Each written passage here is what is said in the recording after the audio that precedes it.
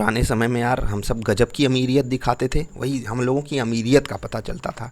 अब तो मतलब पता ही नहीं चलता यार, रिचार्ज करना है कोई बात नहीं, 600-700-800 बस, वो भी 3 महीने का। सोचो, अनलिमिटेड इंटरनेट। हाँ, कम से कम कहने के लिए भले ही 1.5 GB 2 GB मिलता हो, लेकिन हम लोग इस तकलीफ़ से गुजरे हैं। GPRS, एज, 3G और तीनों ही जगहों पे अपनी अपनी भयंकर वाली तकलीफ़ थी। सारी प्रॉब्लम आकर के 4G ने सॉल्व करी थी, सारी की सारी प्रॉब्लम। नमस्ते, अभिवादन आपका इनोसेंट इन्वेस्टर के इस नए वीडियो में। दोस्तों, आज अपने देश में 5G सर्विसेज लॉन्च हो गई, मोदी जी ने इसका उद्घाटन किया, तो आप सभी को शुभकामनाएं। आपसे एक सवाल पूछता हूं, क्या आपको भी लगता है बिल्कुल मेरी तरह कि क्या जो 5G है ये उतना ही बड़ा रेवोल्यूशन साबित होगा जितना 4G था, या फिर आपको भी लगता है बिल्कुल मेरी तरह कि नहीं यार 5G जो है ओवर हाइप्ड चीज़ है और फालतू की बातें इसके बारे में कुछ ज़्यादा ही हो रही हैं, 4G जितना रेवोल्यूशन ये नहीं ला पाएगा। और ये मैं किस मुद्दे पे बोल रहा हूँ मैं आपको समझा देता हूँ। पर्सनल केस सिनारियो है। मेरे हिसाब से आप में से भी बहुत सारे लोग जिनकी एज थोड़ी सी मुझसे मैच करती है वो मेरी बात को अच्छे से समझेंगे कि हम लोगों ने पहले GPRS यूज़ किया, जनरल पैकेट रेडियो सर्विसेज।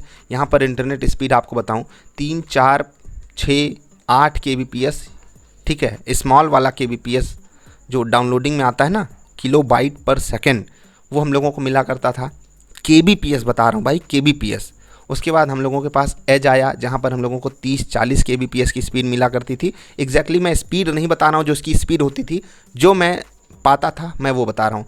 30-40, कभी कभी रात में यूज़ कर लिया 1-2-3 बजे तो 60-70 चला जाता था, उससे ज़्यादा नहीं। मेरे हिसाब से 60-70 मैक्सिमम जाता था। एग्जैक्टली मुझे इसके बारे में जानकारी नहीं है, ठीक है, जिसको वो बताएगा ज़रूर, ठीक है। GPRS के बाद एज मिला, एज के बाद 3G आया था, और वो भी अलग अलग कंपनियां अलग अलग तरीके से दिया करती थी। मैं एयरटेल यूज करता था और वहाँ पर कभी कभी बहुत बेहतरीन स्पीड मिल जाती थी। लेकिन 3G में तकलीफ़ क्या थी, एक्चुअली यहाँ पर तकलीफ़ वही थी, रिचार्ज का जो पैसा लगता था वो, क्योंकि यहाँ पर स्पीड इतनी कम थी कि हम लोग अगर 100 MB भी भरा लेते थे ना, तो वो 10 दिन के लिए 100 MB मिला करता था। सच्चाई मानो यार, इतना 10 दिन के लिए 100 MB मिला करता था, और उसके भी अच्छे खासे चार्ज होते थे।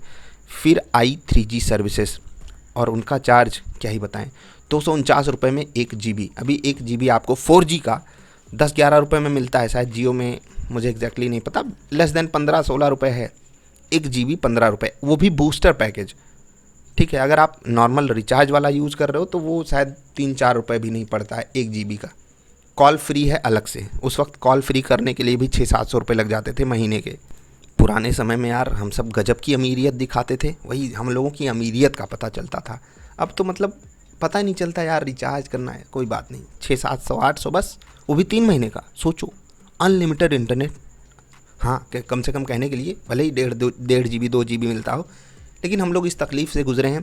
GPRS, एज, 3G और तीनों ही जगहों पे अपनी अपनी भयंकर वाली तकलीफ़ थी।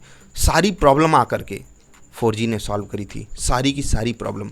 क्या जो 4G में प्रॉब्लम है वो 5G सॉल्व कर पाएगा? नहीं। स्पीड की प्रॉब्लम हाँ कुछ लोगों को होती है, लेकिन 5G में अगर आपको स्पीड ज़्यादा मिलेगी तो इंटरनेट का जो यूसेज है वो भी बढ़ेगा, और फिर आपकी जो रियल कॉस्टिंग है वो बढ़ जाएगी। 4G बहुत अफोर्डेबल है, प्लस स्पीड का इशू सॉल्व हो गया। 3G से बहुत ज़्यादा अफोर्डेबल है, इसलिए मुझे ये एक बहुत भयंकर वाला रेवोल्यूशन दिखाई दिया था, और इसने मेरी बहुत बड़े लेवल पर मदद की, खासकर मेरी पढ़ाई कंप्लीट करने में।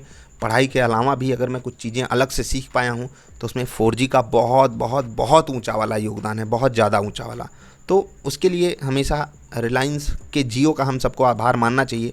बाकी एयरटेल वगैरह हो गए, मतलब जितने थे सब एक तरफ से लुटेरे बने हुए थे, सब हम सबको लूट रहे थे। तो क्या आपको भी बिल्कुल मेरी ही तर्ज पे ये बात समझ में आ रही है कि 5G उतना बड़ा रिवोल्यूशन नहीं होगा, स्पीड वगैरह की बात बहुत हो जाएगी। कोई कह रहा है कि अभी कर देंगे, जैसे ये बोला जा रहा है 2023 तक, दिसंबर तक जियो हर जगह पहुंचा देगा, हर कॉर्नर में। और उसी के थोड़ा सा 2-4 महीने बाद शायद एयरटेल भी बोल रहा है 2024 की शुरुआत तक हम भी हर जगह पहुंच जाएंगे। आइडिया भी कुछ बोल रहा होगा, लेकिन छोड़िए। जैसे रिलायंस ये पिछले ट्रेडिंग सेशन में अप्रॉक्सीमेटली 2.25% ऊपर है, भारतीय एयरटेल भी ऑल टाइम हाइस पे शायद है 5%, जी हाँ ऑल टाइम हाई 5% ऊपर। और ये स्टॉक मैंने आपको दोनों ही रिकमेंड किए हुए हैं, ठीक, लोअर लेवल्स पे। आइडिया नहीं रिकमेंड किया, लेकिन ये 3.5% ऊपर है। MTNL की क्या ही बात करें, ये 4% ऊपर है। स्टॉक की बात थोड़ी सी अलग हो गई, हमें इग्नोर करना चाहिए। तो जो सवाल है उसका जवाब ज़रूर दीजिएगा। और अगर आपका भी कोई ऐसा एक्सपीरियंस रहा हो मेरी तरह तो बताइएगा। जो भी चीज़ें मैं आपको बताता हूँ, मुझे कभी कभी पीडीएफ डाउनलोड करना पड़ता था, ठीक है, पीडीएफ। और वो पीडीएफ सच बता रहा हूँ यार 80-90 MB का हुआ करता था। और इसके लिए मैं क्या बताऊँ, रात में डाउनलोडिंग लगा के सोना पड़ता था। ये मैं बात कर रहा हूँ GPRS की, जनरल पैकेट रेडियो सर्विसेज। और तब डायल अप कनेक्शन हुआ करता था, मोबाइल से हम लोग डायल अप कनेक्शन बनाते थे मोबाइल से। मोबाइल उस वक्त मतलब ऐसा मोबाइल आता था, उसमें सिम लगाओ, उसको डेटा केबल से कनेक्ट करो, तब फ़ोन में डायल अप कंप्यूटर में डायल अप कनेक्शन बनाओ और फिर उसमें इंटरनेट चलता था। आप लोग कहोगे कि यार ब्रॉडबैंड क्यों नहीं लगवा लेते थे? भाई उस वक्त ब्रॉडबैंड लगवाना भी बहुत बहुत बड़ी वाली खेती हुआ करती थी। और स्टूडेंट को कोई ब्रॉडबैंड ला करके देगा उस वक्त? आजकल ब्रॉडबैंड इतने आसानी से मिल जा रहा है ना, उस वक्त ब्रॉडबैंड लेने के लिए पता नहीं, मतलब लगता था हम लोग पासपोर्ट या वीज़ा बनवाने जा रहे हैं। सच में इतना वेरिफिकेशन, हद दर्जे का वेरिफिकेशन। बीएसएनएल वालों का अलग ही स्वैग था। एयरटेल वाले 250 में 1 GB देते थे, आइडिया वाले, वोडाफोन भाई साहब 250 में 1 GB। एयरसेल एक कंपनी थी, वो थोड़ी सी आकर के हम लोगों की मदद की थी 3G में, थोड़ा सा सस्ता देने की कोशिश की थी उसने, लेकिन वो भी फ्रॉड वगैरह में पकड़ी गई। जाने दो, ये था मेरा एक्सपीरियंस। आपसे सवाल ये है कि क्या 5G भी उतना ही बड़ा रिवोल्यूशन साबित होगा जितना बड़ा 4G था? बताइएगा ज़रूर। वीडियो पसंद आए लाइक करना, जो भी सवाल सुझाव हो बताइएगा। niftyindia.in विजिट करके ड्रॉप योर क्वेरी के सेगमेंट में जा करके। अभी के लिए इतना ही, जल्दी मिलते हैं, नमस्कार।